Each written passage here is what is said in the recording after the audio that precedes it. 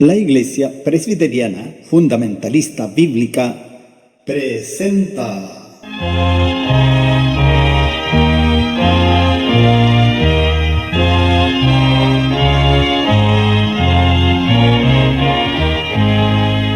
La última llamada.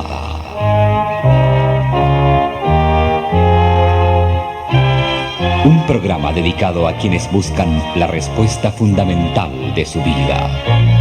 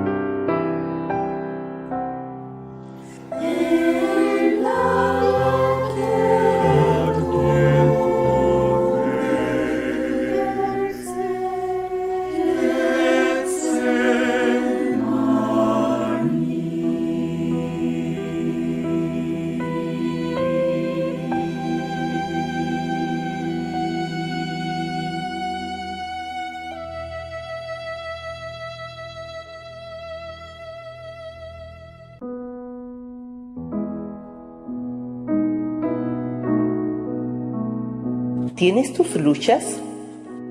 Por tanto, nosotros también, teniendo en derredor nuestro una tan grande nube de testigos, dejando todo el peso del pecado que nos rodea, corramos con paciencia la carrera que nos es propuesta, puestos los ojos en el autor y consumador de la fe, en Jesús, el cual, habiéndole sido propuesto gozo, sufrió la cruz, menospreciando la vergüenza, y sentóse a la diestra del trono de Dios. Reducid pues a vuestros pensamientos a aquel que sufrió tal contradicción de pecadores contra sí mismo, porque no os fatiguéis en vuestros ánimos desmayando, que aún no habéis resistido hasta la sangre, abatiendo contra el pecado, y estáis ya olvidados de la exhortación que como con hijos habla con vosotros, diciendo: Hijo mío, no menosprecies el castigo del Señor, ni desmayes cuando eres de Él reprendido, porque el Señor al que ama castiga, y azota a cualquiera que recibe por hijo. Si sufrís el castigo, Dios se os presenta como a hijos, porque ¿qué hijo es aquel a quien el Padre no castiga? Me encontraba en mi segundo año de viudez y tenía mis luchas. Día tras día mi vida de oración consistía en un suspiro. Señor, no debería tener estas luchas. ¿Y por qué no?, me preguntó una queda voz dentro de mí una mañana. Entonces vino la respuesta: un orgullo no reconocido. De alguna forma pensaba que una persona de mi madurez espiritual debía estar por encima de la lucha. ¡Qué pensamientos tan ridículos! Nunca había sido viuda antes y necesitaba la libertad de ser una verdadera aprendiz, incluso un aprendiz con sus luchas. Al mismo tiempo me acordé de la historia de un hombre que llevó a casa un capullo para poder ver salir a la mariposa. Cuando la mariposa luchaba para salir por la pequeña abertura, el hombre agrandó con un corte de tijera. La mariposa salió fácilmente, pero sus alas se consumieron. La lucha por la estrecha abertura es la manera de Dios de forzar líquido de su cuerpo a sus alas. El recorte misericordioso en realidad fue cruel. Hebreos 12 describe la vida cristiana como una carrera que implica aguante, disciplina y corrección. Nunca pasamos de la necesidad de una lucha santa contra el yo y el pecado.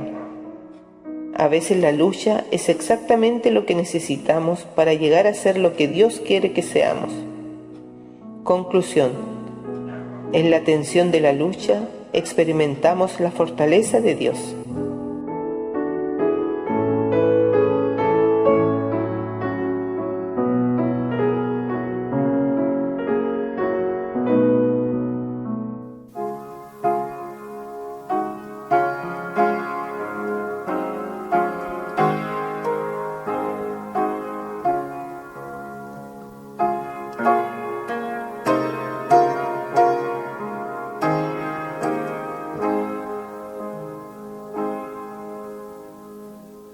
De paz inundada mi senda ya esté,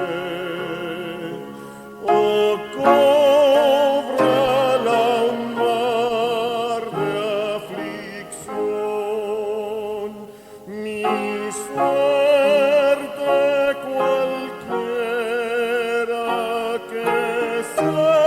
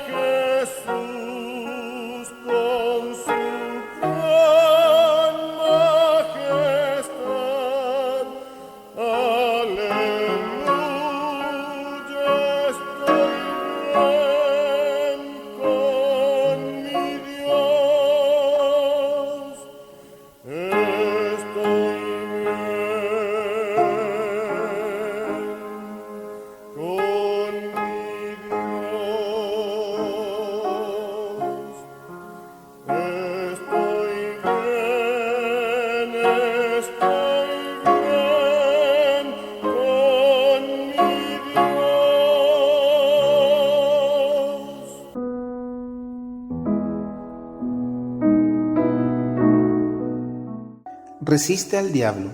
Efesios 6:13. Por tanto, tomad toda la armadura de Dios para que podáis resistir en el día malo y estar firmes, habiendo acabado todo.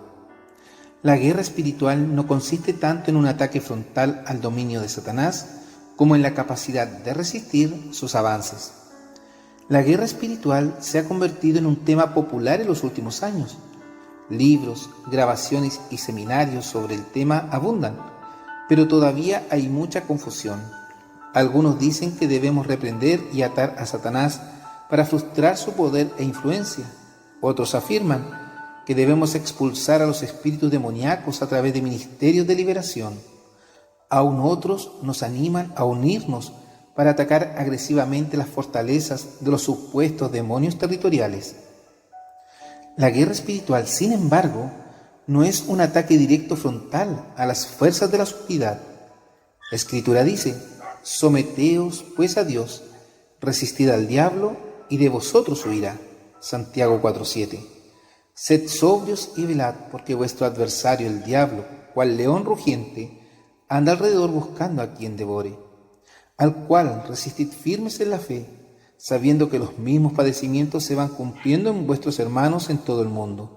Primera de Pedro 5, 8 y 9.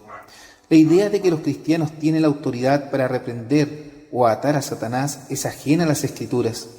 Incluso el arcángel Miguel trató ese asunto con mucho más respeto y cuidado. Judas 9. La victoria espiritual implica someterse a Dios, seguir su voluntad, mantener su armadura espiritual, estar alerta ante los ataques de Satanás y mantenerse firme para resistir en el día malo. Día malo es una referencia general al pecado que existe en este mundo, como el Dios de este siglo. Satanás continuará produciendo mal hasta que él y sus fuerzas sean arrojados al lago de fuego. Entonces el día malo dará paso a una era eterna de justicia. Innumerables personas pastorearon iglesias, impartieron clases en la escuela dominical, dirigieron estudios bíblicos, cantaron en coros y se involucraron en todas las áreas imaginables del ministerio, hasta que un día abandonaron su ministerio y abrazaron al mundo. De alguna manera, dejaron de resistir al diablo y perdieron la valentía para mantenerse firmes. ¿Y qué contigo? ¿Es fuerte tu compromiso? ¿Estás dispuesto a mantenerte firme para el Señor hoy? Sugerencias para orar. Pidámosle a Dios la gracia para resistir con valentía cualquier cosa que pueda desafiar nuestra fe hoy. Para un estudio más profundo, leamos primero a los Corintios 9, 23 al 27. ¿Cuál fue el gran temor de Pablo? ¿Qué medidas tomó para asegurar la victoria espiritual? ¿Estamos tomando nosotros las mismas medidas? Resista al diablo. La guerra espiritual no consiste tanto en un ataque frontal al dominio de Satanás como en la capacidad de resistir sus avances. Que el Señor nos bendiga y nos proteja.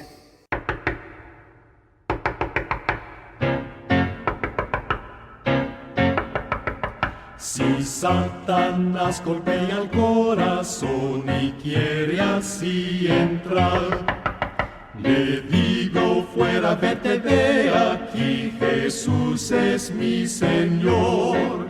Y no llama más, se vuelve atrás, jamás lo quiero ver, jamás. Si Satanás golpea el corazón, le digo no, no, no, no, no, no, no.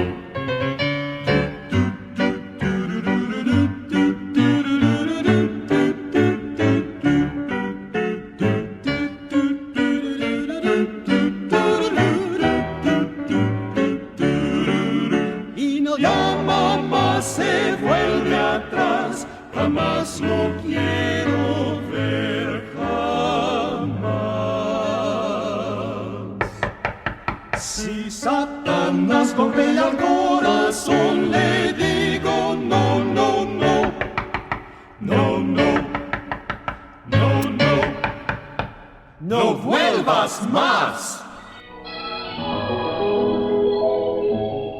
escuchemos un mensaje de la palabra de Dios.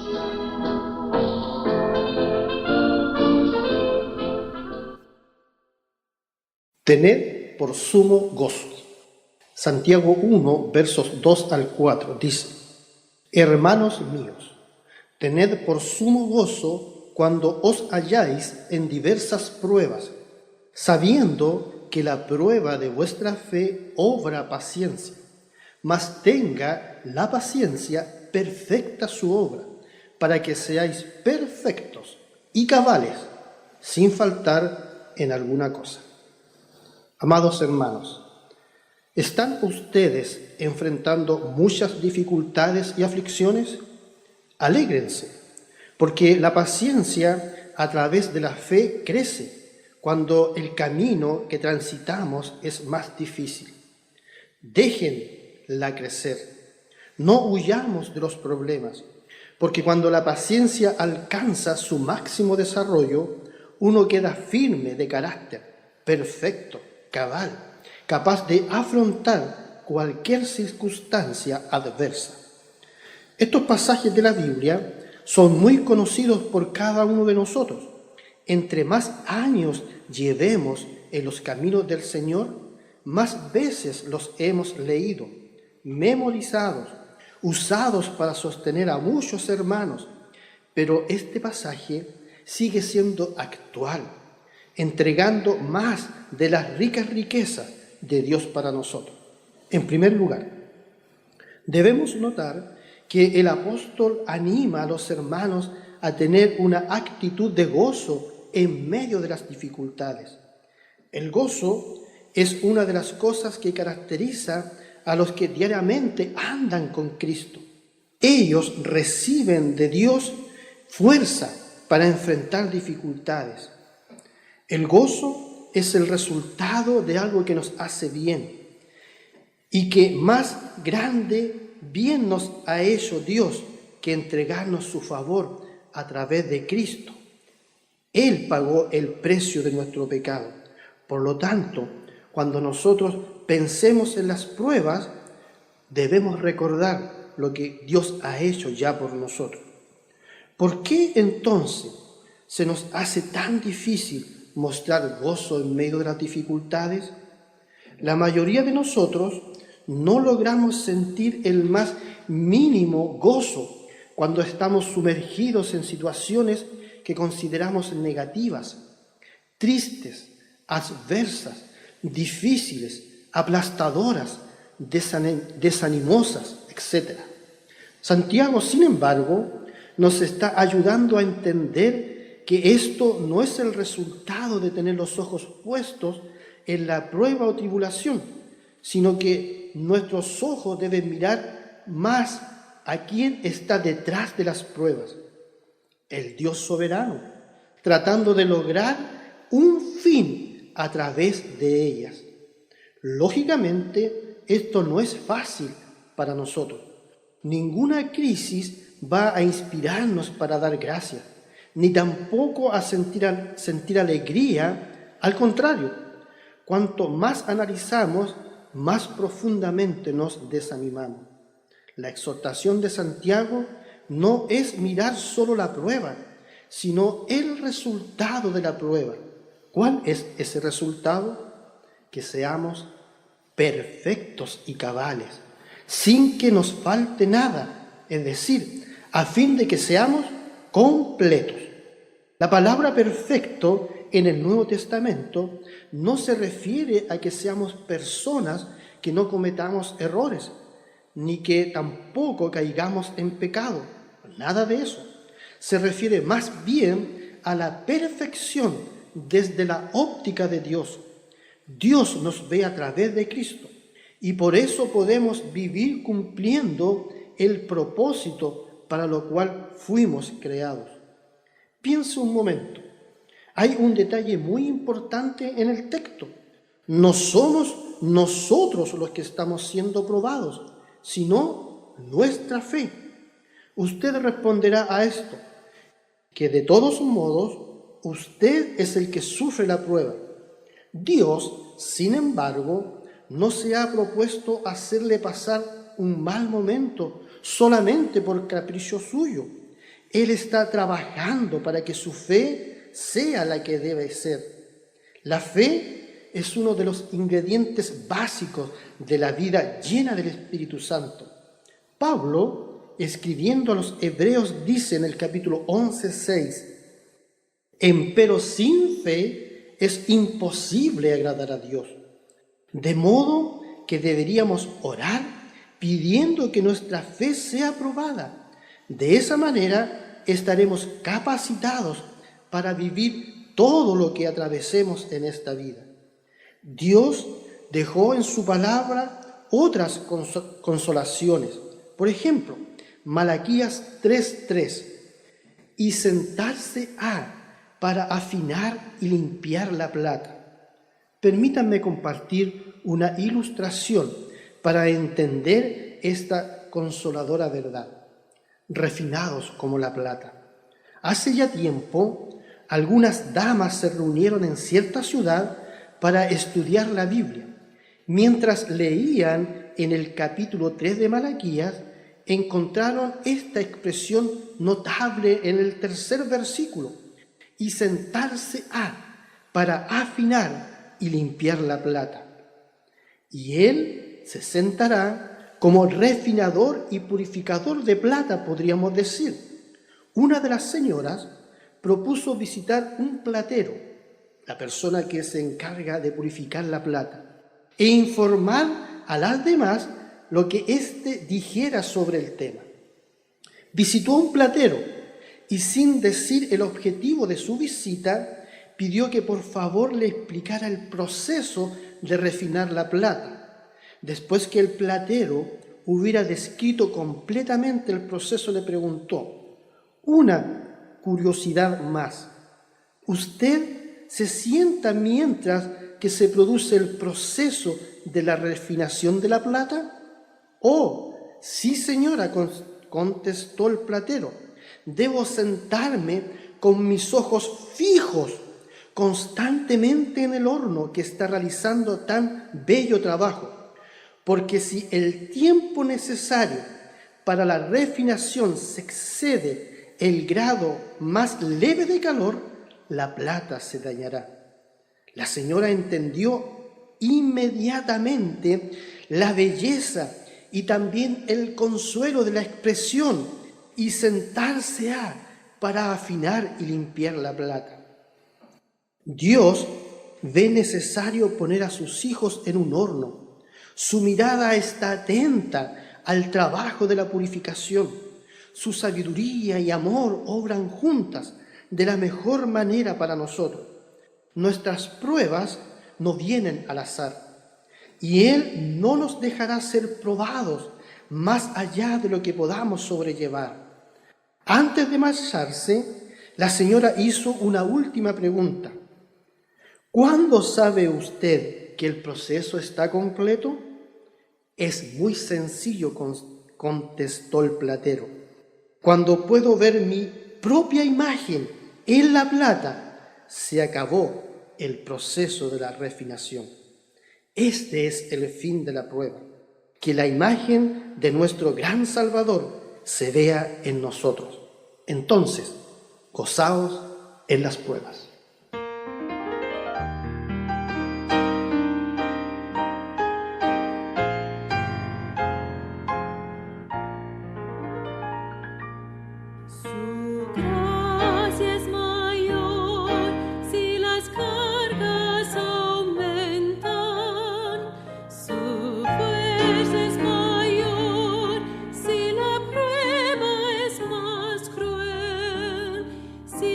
Grande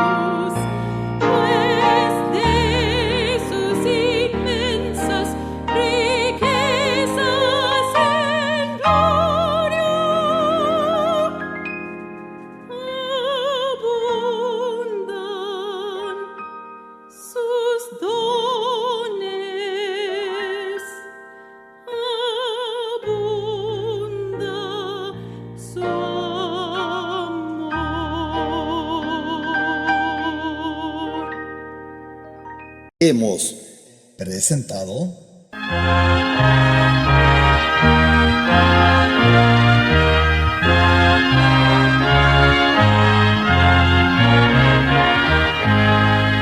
La última llamada.